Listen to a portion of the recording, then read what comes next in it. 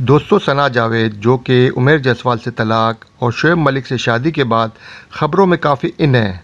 लोग इनको खूब लान-तान कर रहे हैं और शोएब मलिक और सानिया मिर्ज़ा के घर बर्बाद करने पर खूब बुरा भला कह रहे हैं।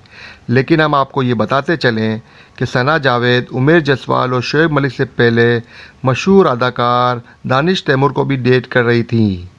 दोनों का चक्कर 3 साल तक चला।